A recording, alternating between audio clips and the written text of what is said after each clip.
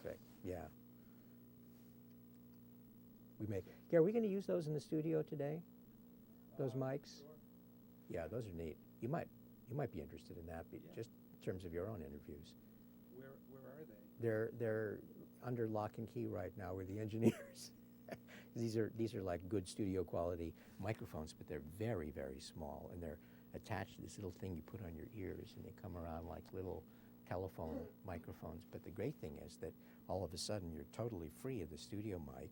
You get a studio mic sound, and you can be talking to each other using your body language, and you have eye contact, and it's a whole, I mean, your voice, which comes from your body, suddenly is coming from more of your body, which is terrific, you know? I mean, somebody listening can, I think, sense the difference. Yeah, I just saw these new video bloggers pop up all the time. Mm-hmm. There's this couple, and they went to go live back at one of the parents' houses in Malden Mm-hmm. because they were trying to finance a film on Mm-hmm. credit cards, Mm-hmm. Mm-hmm. and they just came out with their first video blog about it. Terrific. And when I watched that video blog, the sound quality was so good. Yeah. And actually, when you Yeah. see it, Yeah. there's the two of them, and there's a Right. studio mic in between them, and all the wafer thing. They're in a sound recording studio. Right. And so it was, you're like, wow, this video blog is different. Mm. Mm-hmm. And my wife, Carol, was in the room, and she was like, "What's that?" And it was just. So you weren't listening to it on headphones. I You were was listening to. I was watching it Right. on the computer, but I have external speakers. Right. I mean, there's so It many made a big difference. different. Yeah. Sound, really rich and good sound. Uh huh. Did you feel like you were inside the With them. sound? Yeah. I did. Yeah. Right. Yeah. Which is true. I mean, there's so many different ways in which you can mic something to give the listener the experience physically of being there, being near there, being above there, being under there, or inside there. And each of them is a different experience. And very few of them have really been explored much, because most viewing and listening has been done up until this point in some rather specific ways. Go to a movie, you sit down in the theater and you get the big speakers. Listen to a radio, you either got a small radio or you have earplugs.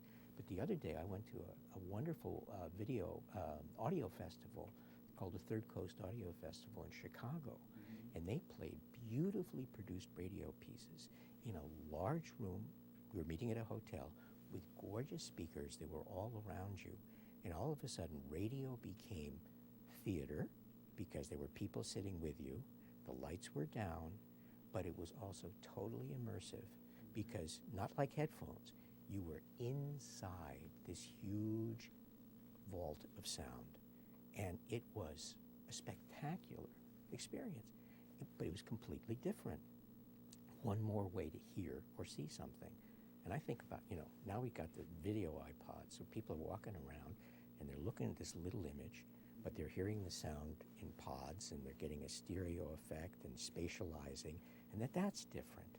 And anybody who says that, oh, I know exactly what this is all about because it's really TV but small, they may be missing the point that this is actually a new medium and a new relationship that people are forming with media, that until you've had that experience, you may not appreciate how different it is and what kinds of experiences it can give you, and as a producer, what kinds of new ideas you can have. Like, one of the things that we're playing with is, since a lot of iPod listening or MP3 player listening is headphones, most people are probably hearing this kind of experience, not big speakers. So how can we move the sound around in their heads that will add some value to the experience and get them in even deeper? And this is the kind of area where people can come up with ideas who may have had very little experience in broadcasting.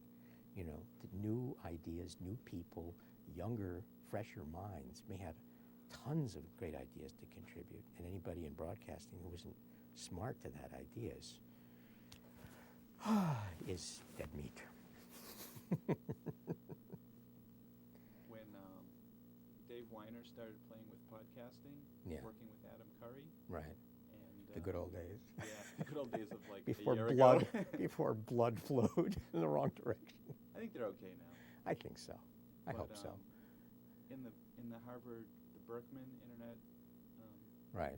Society, Berkman Center for Internet and Society, those meetings. Right, at Harvard. And Dave Weiner Yeah. came in and talked about podcasting and said, the only way you can listen to a podcast is like on a portable player with headphones.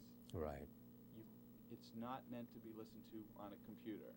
Yeah. And I was thinking, but I listen to them on a computer. Right. You can. How can Right. he say podcasting is meant to be listened to on a portable player with headphones, walking on his health walk? You don't think he'd say that now, though, do you? I mean, he's a man of strong opinions, and he may not easily look at whether he's really believing some of the things that he says in the heat of the moment. But I think Dave understands that this is such an experience involving such a growing community of producers and listeners that there are going to be a lot of new ways invented to deal with this, and a lot of new ways of experiencing it that are going to be big surprises to everybody. That you can't use the old models for understanding something, and that the smartest thing to do is to realize how much you don't know, so that you can recognize the new stuff when it does come along. I think that's the hardest thing, to try not to see this whole phenomenon too much in terms of what already exists and what has succeeded. For the broadcast model, the business models for distributing material and stuff like that, which don't seem to apply very well anyway, because nobody's making a penny at this. That this is all very early on in the game, where a new form is being created.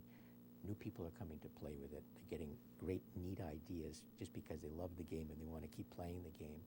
And so new stuff happens, and if it works, everybody knows it and they incorporate that. But we're just beginning to come up with new ways of doing this, new ways of listening to stuff, new devices, right? I'm surprised every week with some aspect of this that suddenly intrigues me that I never noticed before. And I thought I had it all figured out because I've been podcasting for a year. So I think Dave might admit as well, that he probably, I was so much older then, I'm younger than that now. The more you experience something new, the more you realize you don't know, and you get a little bit looser in your assumptions. Does this make any sense to you or Yeah, not? that does make sense, Yeah. because back then there weren't web portals and websites where you could see all the podcasts and click and listen to them right there. Mm-hmm. Now they have that. What a Kinds of huge things like that. difference. What a huge difference that was. I don't mean to promote any one product, but take a look at iTunes, right? Now, for a year, we were doing this podcast, and there was no interest in iTunes. And I knew about a lot of podcasts that were around there because I either knew the podcasters or I'd gotten comfortable enough with the technology that I could go and put their feed in my aggregator and find it and download it and then transfer it. So I figured, got everything I want. iTunes will just be nice because more people will now know what's out there, and they'll be promoting our show a little bit, and that'll be good for us. Well, the first day iTunes comes out, I'm suddenly presented with one screen where there are so many of these shows I already know about all together. So I can just go clickety, clickety, clickety, clickety, which I'd never done before. And in a few minutes, I had 3 hours worth of stuff to listen to that I wanted to listen to when I was ready to listen to it. I was going to Cape Cod, which is like 2 hours and 3/4. So I just listened to all of this stuff, and I suddenly realized I can do this anytime I want. iTunes made me realize something totally obvious about podcasting that I hadn't experienced yet, which was you get to choose. You get to time shift. You can make your own programming day for your particular needs. I mean, that's amazing. Now, And that's, Now, looking at that iTunes list with hundreds and thousands of podcasts, who knows how many are out there now? I think what we need are trusted filters to help us find, what we want to listen to, because I know there's only so much time in the day, and we can't listen to them all. And podcasting, I think, less so than video blogging, has kind of copied the radio format a lot, where they have these long shows. I think a lot of podcasts are, 20 minutes, half hour, 40-minute shows. And with video blogging, I think people still want it. They'll share a moment of their life. Yeah. They might not even produce it in a show format, and there are only a handful of video bloggers who really do shows. There are a lot of video bloggers. By shows you mean like half hour in or length? Even a packaged thing that resembles a show or a sitcom or a news program like Rocket Boom. Like Jay Denman calls his blog Moments Showing, and he'll just take out his camera. What about your show with your wife? Would you call that one of those shows or not? I would call that more of a show, and the way it's formatted and packaged, and people are familiar with that as being like a TV show. But the thing is that wrapped inside of the theme music and the opening and the credits is just a regular video blog. Right. I kind of dressed up it's really just moments showing of my wife and I that I've packaged to kind of look like a TV show.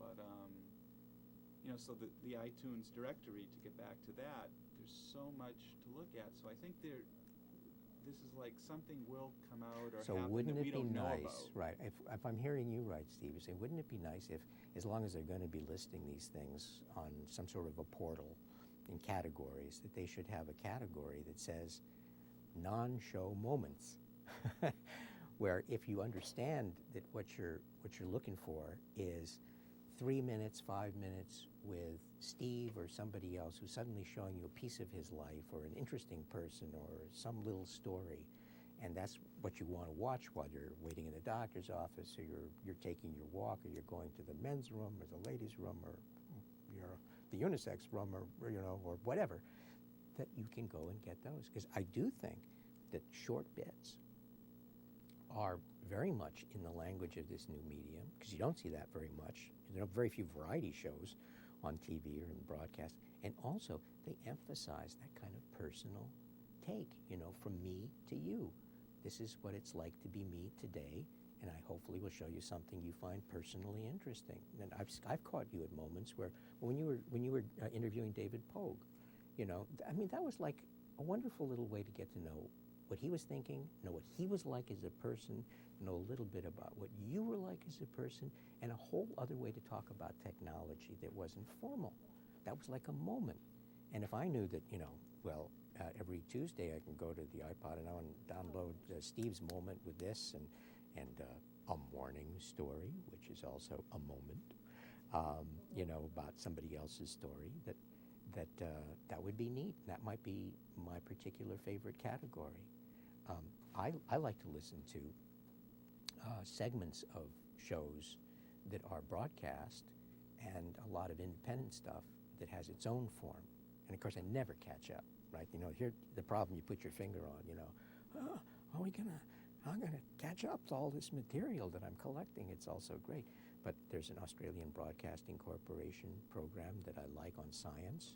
And sometimes they just have a 10 or 12-minute segment from that. There's this wacko in Nashville called Wichita, 5 minutes with Wichita. It's independent. There's the Croncast, which is a couple in Chicago that just really giving you a piece of their life that particular day. Very funny, and they're kind of like looking at their lives as they kind of go up from the working class into the middle class and all the problems that they're having, but it's real. Now I'm beginning to get some video. I'm getting your show, and I'll be getting another show called Drive Time, which is a guy driving in his car and treating his car like a TV studio. He picks up guests who are like hitchhiking and talks to them. I think mine is mostly like bits, too. And I know that a lot of traditional broadcasters, or let's say people in public broadcasting, are like, the first thing that they could think of to do is to take the shows that they broadcast and make them available as podcasts, right? Say, okay, well, we're just going to translate it, boom, you can have, your half-hour show as a half-hour podcast. But now I think they're beginning to see that, we can take bits and pieces, or maybe we can even start to produce something new that will take the right shape and form for this particular medium and for those people who are interested in seeing it or hearing it. We can find out more about them. And as we were saying before, the great thing about this medium is that audiences and producers are talking to each other a lot more. You hear from people. You don't make a podcast without really expecting to hear from somebody in terms of email. And they don't just tell you whether they like your show or not. They tell you something about how they incorporate it into their lives. You know, they take you on a date someplace. They choose you. And you can get more of a sense of what it is they'd like to hear, or they start to contribute ideas, or they start to think about doing a podcast of their own. So they get inspired by you. That's very different. From a producer's point of view, you know, that's like being in tall cotton, you know. It's like, whoa, you can get ideas of what your audience wants directly from your audience. How revolutionary is that, right? You know, you can start to have a conversation with them. So anyway, I'm blathering, but, you know, there's just, it's so early days in this phenomenon, and yet things are changing so fast that a part of me wants things to keep on changing in a way that's still playful without they're getting so big that somebody wants to come in and make big money off of it fast. Because at that point, I think the number of fresh ideas begins to disappear, right? The temptations to make it big can start to take the fun out of the process, you know. But we'll see. Now, I liked what you said. Did you say that there's a show in Australia that you like to listen to that also sends out little clips of the show? The Australian Broadcasting Corporation is doing a number of different things. Some of their shows they make available in their entirety. Some of them they take clips from. I don't think they've started to produce anything specifically for podcasting yet. There are some places, though, that are doing a very original programming. San Francisco Chronicle, for instance, newspaper, has been doing a podcast for at least 6 months now. I love their podcast. And what they do is they take some of the stories that are being published, but they get behind the stories. They may talk to the people in the story. They may have interviews with the reporters. You get more material, and you get more of a sense of what it's like to cover a story. Just across the hall from us is the technology reporter for The World, which is a PRI, public radio broadcast, but he also has his own podcast, Clark Boyd's Technology World, and in that he can take a technology story and just put in so much more material about it, or let you know more about his own personal interest in it and get to know him and appreciate his take on things. So he's creating a kind of somewhat new form that it's different from the broadcast, but still kind of related to it. Same thing is happening with morning stories. We started out as a broadcast. We still are, you know, broadcast once a week in the Boston area. But for a year now, we've been a podcast that's heard in, I think it's over 70 different countries, judging from the email that we get. And, you know, it has hundreds of thousands of downloads a month, and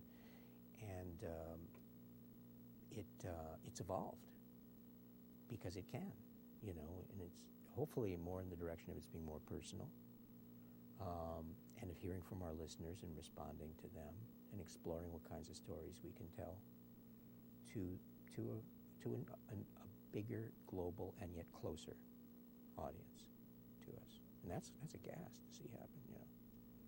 How does the conversation with the listeners happen? You have email. Do you have a blog? We do not have a blog. And we've been saying to ourselves, how come we don't have a blog? We have a web page on WGBH, it's wgbh.org/morning stories, and you can get a list of all the stories, and you can also live stream them from there, but it's not a blog. And we don't have the staff at this point really to do a kind of a blog that I would like to do that incorporates and continues that conversation in that way. Mm-hmm.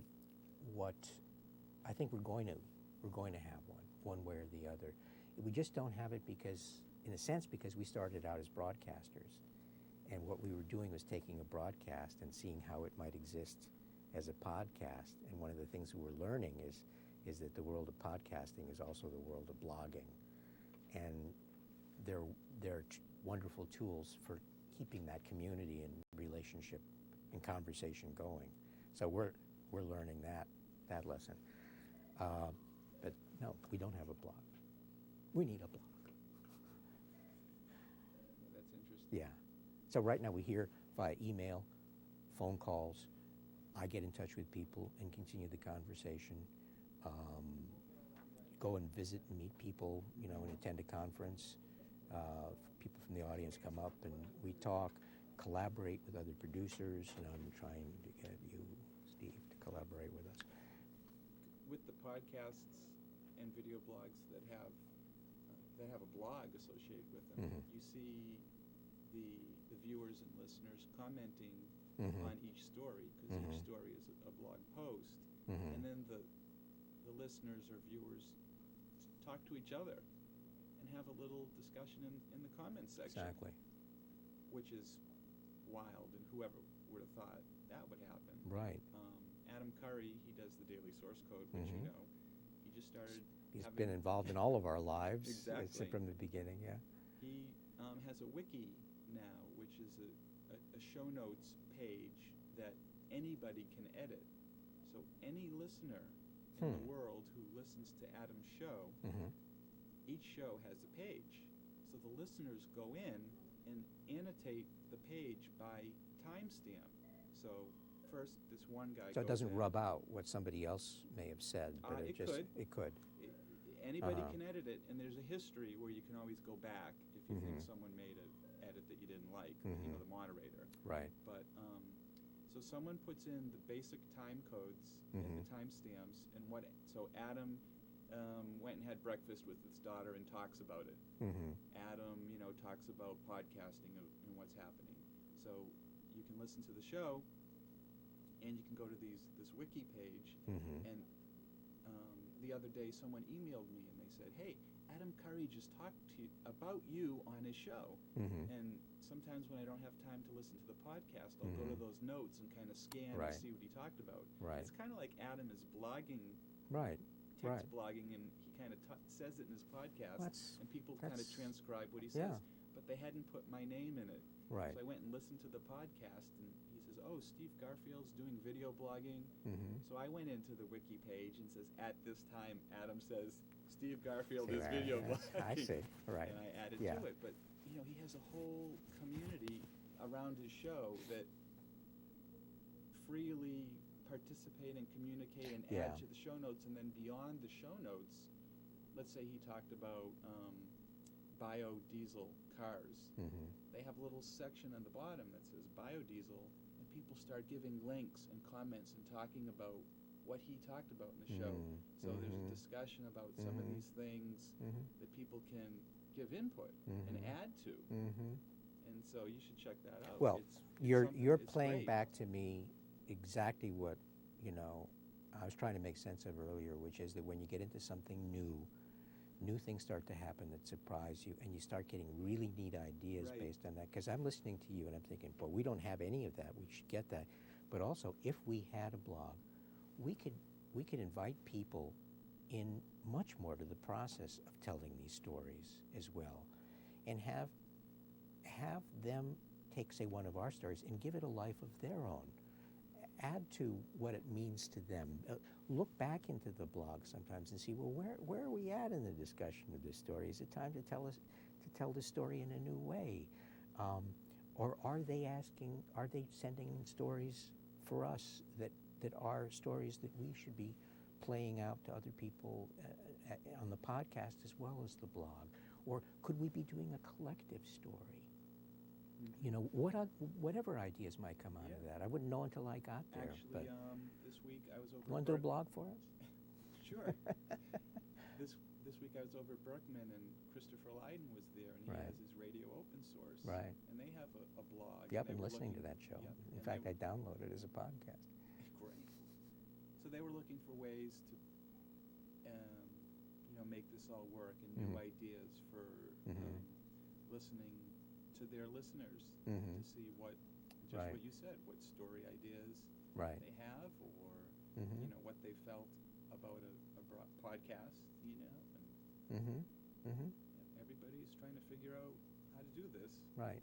Well, what's great about it is that you don't just have to think about it. With this technology, you can really do something right away. You can play with it. It's like having a crayon and doing a drawing on a page. You know, and when you draw it, it comes out a little bit different in the way you thought about it, maybe, but it gives you another idea what you want to do or add another color. And so you can produce stuff right away. And this is such a forgiving atmosphere, you know, where if you make mistakes and you know it, people are on your side. You know, That's how you learn. So you can make mistakes and you can evolve things much more quickly than if you sit around and you think about what it's supposed to mean and, you know, play the odds. If we get this person to work with that person based on past experience, they may do this. And you know, you're not having fun anymore. Well, like you said, you mentioned Ravi Jain, who I was talking to this morning on the way in here, and he's building his show as he's doing his show. Exactly. Each week he's taking feedback from the comments he gets. Right. Oh, try this. You know, when you interview someone, try and shut up. You know, and different things like that, which he's making the show better and better. And you can, the cool thing I think about it is 3 episodes I've seen, and it's grown in 3 episodes. Yep. And you can watch it grow. So we're part of him creating his show. Yeah. Versus him just pushing it out at us. Yeah. It's a kind of collaboration. Right. It is. It is. And it's a whole other way to meet somebody, because I called him up. I loved his show. And I said, you know, well, geez, you're driving near where I work. Maybe, you know, I could catch a ride with you at some point, and we could talk about what we're doing. And he said, you have no idea how near where you work I work. I won't go into any further detail than that, but it's like small world. It's like, here's somebody who I have every reason in the world to cross paths with, and with whom I might have something in common, but I didn't know it until, you know, I got a video iPod and, you know, on cyberspace found out about this show and downloaded it and got to know him that way. So how do you like that? The podcasting and video blogging is a whole new way of people making connections with each other. And I think, I mean, I say the number 32, but I think I've made 32 new friends this year. 32. Probably more. I mean, 32. It could be up to 100. I don't know. It's 32. Say, if we were doing a morning story, we'd sort of stop for a second and say, 32, Steve. How old are you? Over 32. Over 32. Do you remember your 32nd birthday? Is anything? You would. You know, I mean, just 32. People pick numbers. For me, you know what it was? 27. I used to use the number 27 a lot. There's something was saying something interesting there. I didn't quite figure out what it was, but there was a story behind that. I can tell you the story behind 32. Yeah? Yeah. That's a great way of interviewing. Yeah, what's your story? Oh, hold on just a second. I thought maybe Gary from the studio wanting to know if you want to come down. Do you want to? Hello? Hung up. Oh, yeah. We can go down there. Yeah.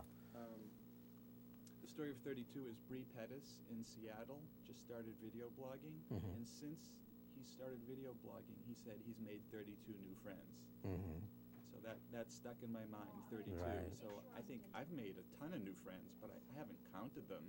But I like that he said 32 new friends. Right. So I've made at least 32 new friends. If you had these 32 new friends of yours line up for a group photo, right? Could you sort of see their faces right now in that photo, all kind of lined up? Yeah, definitely. Okay. Which is one face that really comes out for you from that group of 32? Raymond Christensen from Norway. Raymond Christensen from Norway. Yeah. What is it about him that's so special that it makes him pop out for you? He's so passionate about video blogging, and he just learned it and took a hold of it and like squeezed out every single thing he could get out of it and thought of new ideas on how to use it. And you know, I met him in January, and he knew I was doing a political video blog. He wanted to do the same in Norway, so we met, you know, and I really liked him, and he just started figuring out what video blogging was, and he went back to Norway and got his whole political party video blogging in Norway. And Wow. it was a huge thing that he did. Right. And he does a lot of video blogs, and a lot of times in his video blogs, he puts the camera right in his face. So his face is very prominent on his video blog. So I could see his face, right away. As for what video That's bloggers wild. use their face a lot, That's wild, he but does. it's like his face has become part of your daily experience, It's like, what does that mean? I was once interviewing a lady when I was working on The World, this international news show. What's her name? She's an actress, very beautiful woman, Isabella Rossellini. And she used to be the spokesperson for a perfume. She got a little bit too old and they wouldn't let her do it anymore. And it happened to be the very first perfume that advertised in China. You're probably wondering where I'm going with this story. Hold on just a sec. Don't know what's going on. Anyway, so she went to China as part of this advertising campaign for this perfume. And they had big billboards of her face all over China. So she open source reroute to VM0001. I have no idea what that is. Anyway, so she went to China, and this was very early on, when basically people from the West were coming to China. So she was swarmed by all of these Chinese when she appeared in public, and she realized that there was something that beyond curiosity and their reaction, they were in awe of her. They were frightened even. And so she thought, is this all in my mind? So she asked her interpreter, and she said, oh no, they fear you. They can't figure you out. She said, why? She said, well, you are the first face that's been on a billboard all over Peking since Mao Zedong. And this is all new to them, and when they see a big face up on a billboard, what they're used to seeing is the face of their political leadership. They think you have enormous power over their future, and they can't figure you out. So here was like this sudden meaning of a face in a society that was totally new to her. Nobody could have guessed, in selling perfume, they were all of a sudden telling the Chinese, you have a new political leadership. And it doesn't make any sense because it's a white woman. What's going on? Anyway, do you want to go down to the studio? Okay. I don't know what's going on with the phone here. You can just put that in your pocket. Okay. And from out of here as well. Yeah, Christopher Lydon show is produced downstairs. Oh, I didn't know that. Yeah, and it's great to have him back in the mothership, if we can call GBH the mothership. Oh, I get a chance to see my bald spot. You know how hard it is? You may not know this, I hope you don't, Steve, but to try to see your own bald spot in the mirror is very difficult. It's like seeing yourself blink, right? Well, you want to know what it looks like. It's just curiosity. Want to make sure there isn't anything living up there, So anyway, our offices are on the third floor, and we're going down now to the main floor where the FM studios are. And there's Gary Mott, my right-hand man, Mr. Mott, well known to people from 71 different continents. Nice to meet you. Happy to be with you. I mean, 71 different countries. The bathroom is this way, yes, Tom? I hope for your sake it is. So very often we do our shows outside. We call that Studio O. I don't know if you'd like to see Studio O, but that's we go outside there when the weather is nice. And across the street is Studio P for parking lot. And that's near, what did we call it? Peter? It was a public ashtray. Maybe we call it Studio PA, but it was this huge, smelly thing. And I have no idea what it was doing there, because you don't really see too many cigarette butts hanging out in the same place nowadays. But it was there. We were broadcasting are podcasting from there. But today we're going to actually podcast from a little small room in the back here. Hi, John. So we wanted to use some new microphones, which, hey! You were dressed this way last time, though. No, we weren't. It was either going to be this or a loincloth, and we weren't entirely sure. Yeah, we talked about the loincloth the last time, and or I chickened out. The penis gourd, actually. That was the other one. You know, I forgot about that. Yeah, that was a former life, I think. Well, yeah, maybe gladiators. Perhaps it'll never even get into the edit. I don't I know. Let's hope not. Okay. Anyway, this is our engineer Jim. We're on a first name basis here. This is Steve. Hey, Steve. And you ready for Gary? Should I go yes, find him? I saw Gary. He was on his way to the men's room, so he should be back. In that case, I won't find him. He knows his own way in there. He'll be back, and then Yes. we can just do the intros to this week's podcast. Absolutely. Okay. Okay, your mics are ready. Oh, there he is. There's Gary. Gary. Okay. So anyway, this is. At the bottom. Yeah, that's much easier. So I don't know what we want. Okay, I've got to go pick you guys up. Okay. You're sitting there. I just need to bring it up. Thanks, Jim. So, Steve, we always record from a different place. It's not like that's the way we want it. It's just that that's the way things go, and if anything, we're flexible, and we like the flexibility. But today, this is one of the small studios that's attached to the big studio where they do The World for Public Radio International. And what we're going to do is some intros to this week's podcast. And we are experimenting with just a terrific new kind of microphone that one of our engineers, Antonio Oliart, has devised. And this little gizmo here is actually far too expensive, but it is a studio quality microphone. But you can just simply have it hanging in front of your lips, and you put this on from behind, kind of like a pair of eyeglasses, like this. Is that right? Yeah. No, I think I have this. Yeah, this way, from behind. It's on the right side. It goes up and over. Up and over. The ear is supposed to embrace it. There we go. Is it up there? How to make something really simple look complicated. We should do a show about this. 18 different ways how not to lift food to your mouth. Like this, that's 1, 2. Anyway, these are our new microphones, and what they give us is an opportunity to actually just talk like human beings. Gary's got a similar one over there. Great.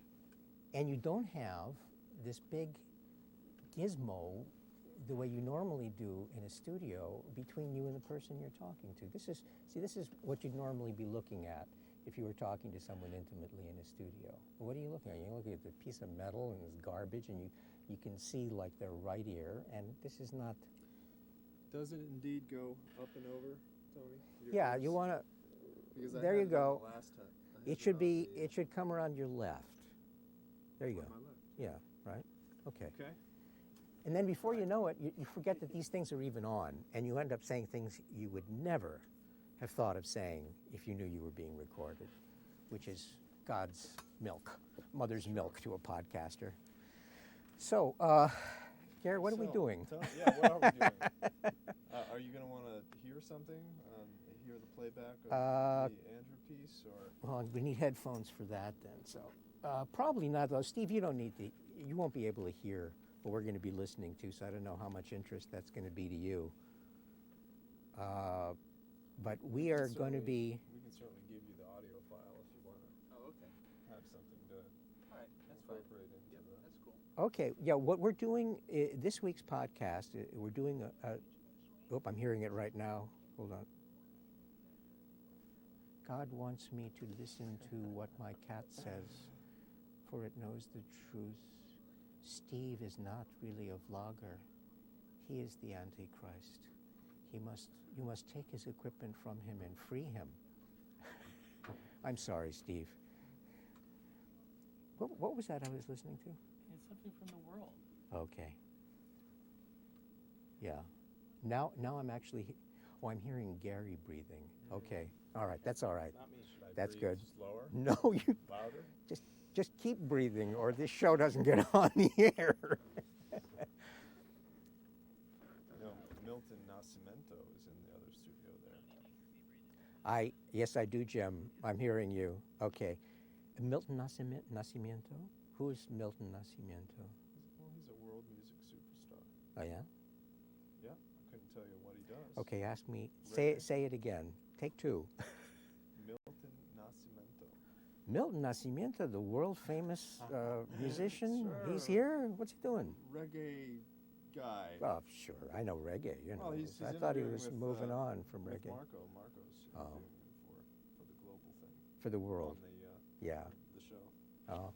Now, if we were really smart and we had things a little bit together, we would just go up to Marco and say, when you're done with Mr. Nascimento, would it be okay if we had 10 minutes with him and maybe he could tell us a story that we could put on That's the exactly podcast? what we talked about at this morning's staff meeting. How to, let people know when people of import are coming in, Mm-hmm. so that they can be used and abused in 10 different ways. Well, that's, yeah, I mean, right now what's happening is the worlds of broadcasting and podcasting are they're kind of living in the same space and beginning to establish beginning to date. So you were at the staff meeting I wasn't able to attend this morning. Right. Was I fired? You were not fired. Okay. Your name Good. was used in vain a few times. In vain. Okay, well that's fine. But Okay, you never, the last one to tell you usually is, okay, so we're fine, still employed. So this morning we're going to do just a quick intro for the podcast, which is a story told by a fellow who had a serious problem with his depression. And he tells a story basically of how he experienced a kind of cure, and he describes this very vividly, a cure for his depression that he got in Senegal, Africa, a country that doesn't even have a concept of depression the way we see it in the West. So we're going to intro him. His name is Andrew Solomon. So Jim, are you recording? Okay, Jim's recording. So let's see what we come up with. I know the beginning. sure, you know the beginning, Hi. the brief setup. Okay. Hi, everybody. This is Tony Kahn, the producer and director of Morning Stories from WGBH in Boston. I'm going to talk this morning about depression and the language for depression. Every language has a different way of describing what it thinks is going on out there. Russian, for instance, has something like 12 or 20 different words for sadness, for grief. There's toska, which is the sadness of life in general. There's pichal, which is a personal sadness. There's grust, it's a sadness of having done something wrong to somebody else. In the Philippines, they speak a language called Tagalog, and they have something like 10 different words for love. So that when we say, I love my wife, I love my job, I love my dog, I love ice cream, they don't know what we're talking about. Why are we using the same word? Well, Andrew Solomon, today's storyteller, is someone who travels a lot and tries to learn a lot of different languages to understand things better. And the thing that he's tried to understand better is depression, his depression. 3 times in his life, he's had a depression so miserable that it's led him to the thought, the brink of suicide. In Senegal, not long ago, he ended up experiencing some hope. He found out, and Senegal is a country that has no word for depression at all. They see depression not as something that happens in isolation to your spirit, but as a series of physical symptoms that make you call out to the community for help so they can help you feel better. It's called an ndop, the ceremony in ndop. So Andrew went to Senegal. He ran into an old woman who said, "You don't look so good. Would you like to have an ndop?" And he said, "Sure." Today's morning story, the story of Andrew Solomon's ndop, beginning with his consultation with a little old woman in Senegal who became his guide. Why do you think he chose Senegal, Tony? Did he say this Prozac thing just not working for me? Well, Prozac was working for him, but it wasn't obviously getting him, I mean, he was looking for, there had to be something more than just that kind of medicated solution.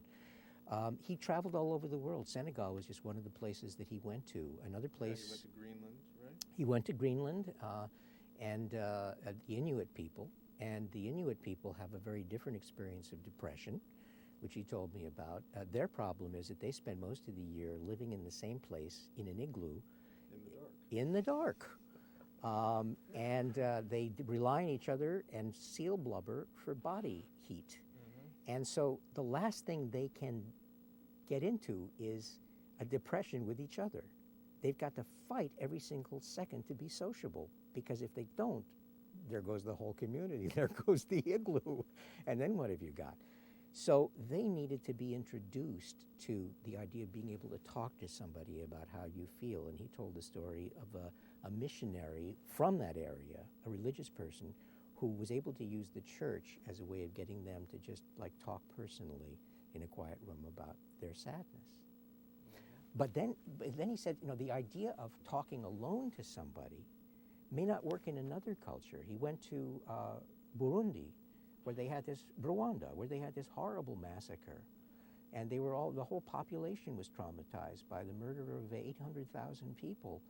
And the way that they were dealing with their depression, he said, was that they would take each of these people and sit them alone in a room with a psychologist and have them remember the worst thing that had ever happened to them so that they could talk about it.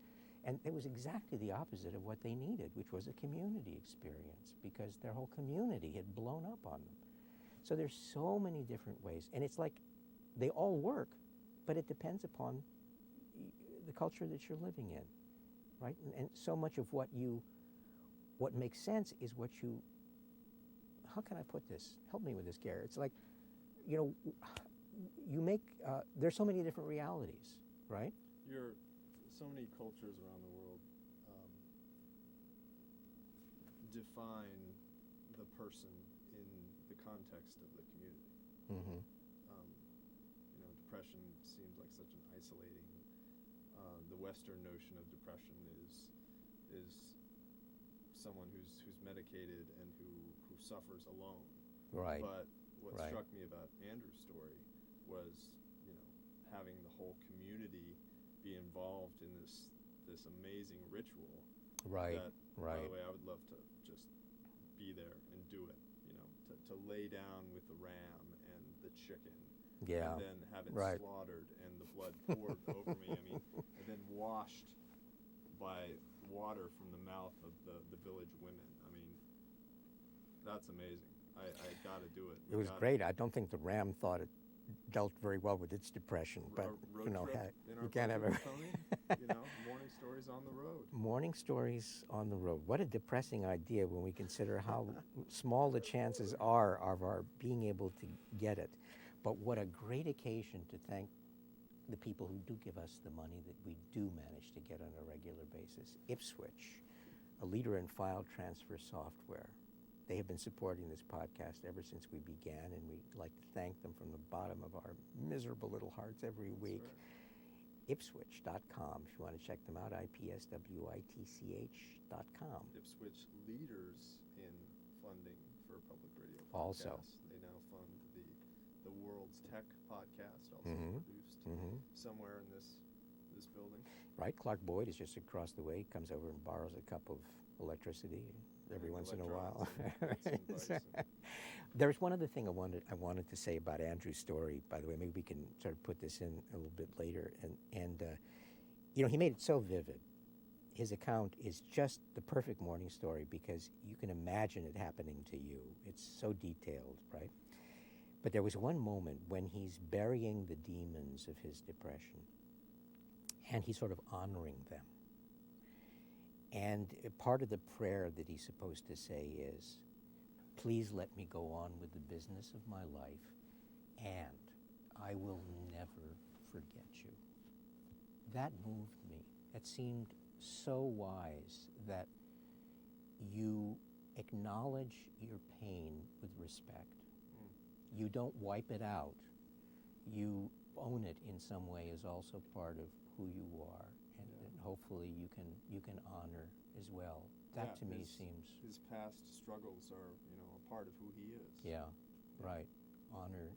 I will never forget you. You don't have to write. Don't bother to come visiting because we're not at home, but I will never forget you. Yeah, yeah. Jim says he's hearing some noise on my mic. It must be your Okay. ear. Yeah, Scratchy, this is scratchy. it's so close. Yeah. So I guess, do we have anything more that we need to say for the podcast? Well, we Gary? always give our website, wgbh.org/morningstories, and our email address. We love the email, morningstories@wgbh.org. And this is a special morning story because we're getting a visit from a vlogger who I think shouldn't just be passively sitting there at the other end of the room taking pictures, but should come up and say, "Hi, Steve, why don't you identify yourself to our listeners?" You can speak right into my lips here. Hey listeners, this is Steve Garfield from stevegarfield.com, a video blogger and video producer from Boston. And you've been doing a little piece on what? We're doing a little piece on you, Tony. You are. Yeah, it's like a little behind the scenes. What have you seen today that you That has shocked you. that has and shocked amazed you? Yeah, or that has made you feel rather sad? No, nothing sad here. WGBH is a happy place where happy people work, and I think it's just very fun. It's like a candy land of audio here. You know, Steve, keep on talking like that, and before we know it, we're going to be working for you. I have a That's right. feeling that this man knows how to deal with major institutions. Really. Steve, it's wonderful to have you as a guest, and we hope you'll come back in many of your different forms. And for next week's podcast, working with the grandfather of podcasting. What is it like? And who would that be? That'd be you, dog. I see. Okay. Yeah. All right. Well, for those of you who wondered what we look like at this point anyway, this is what's left, folks. This is Tony Kahn. This is Gary Mott. And for the record, I used to be, until podcasting started, 6 feet tall and blonde.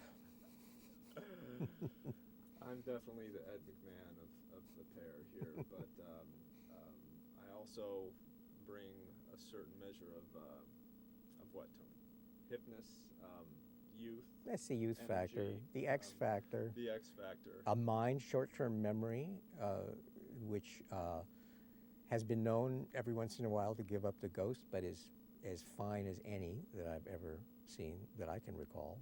Yes. Gary is my right-hand man. This show would not be possible without the 1,000,001 different things that he does or remembers to do at the last minute to keep this podcast going. So Well, you've keeps heard it me all. on my toes, and we love getting submissions from people, story submissions. We're always on the prowl for more stories, and we know that there are a million of them out there. So send them our way, and we'll read them or put them in our trash bin. And we'll see you next Friday when you download us. And I should just say one more thing about this whole experience of doing the podcast. I don't know how much of this will end up on the video, but this is going to be really edited down. The art of editing is one that we practice a lot and that we are very grateful for, because as somebody once said a long time ago, the more time I have to prepare, the more brief I can be. Steve, anything we can do for you? Cup of coffee? How about Question? a quick promo for my video blog? Absolutely. What would you like me to say? From the heart? Yeah. Folks, this is Tony Kahn from WGBH's Morning Stories. I'm here with my sidekick, Gary Mott, and I want to say something in behalf of Steve's blog. It is stupendous is too short a word for what Steve does with video blogging. He is one of the pioneers. He introduced me to the experience of video blogging. He opened up so many doors for me as to what this medium can do. He's a charming personality. He's honest. He's direct. What you see is what you get. And where this guy is going with the video blogging is definitely worth it is an expedition you should definitely follow him on. So download him, let yourself be contaminated by his show, and then infect somebody else with it. That's how this system works. It's time well spent. Time well spent. That's like a disembodied voice. A disembodied voice. I'm Gary. I'm the guy that Tony was pointing to. Steve Garfield's blog is it's time well spent. Shut off the TV, turn off the sitcom, spend some time with your computer and your portable device. Download some Steve stuff. It's really sharp. It's witty. It's everyday life, and it should be part of your life too. And one of these days you're actually going to see it, Right aren't you? after Morning Stories at Download us first, and then go to Steve. We're theater of the mind, and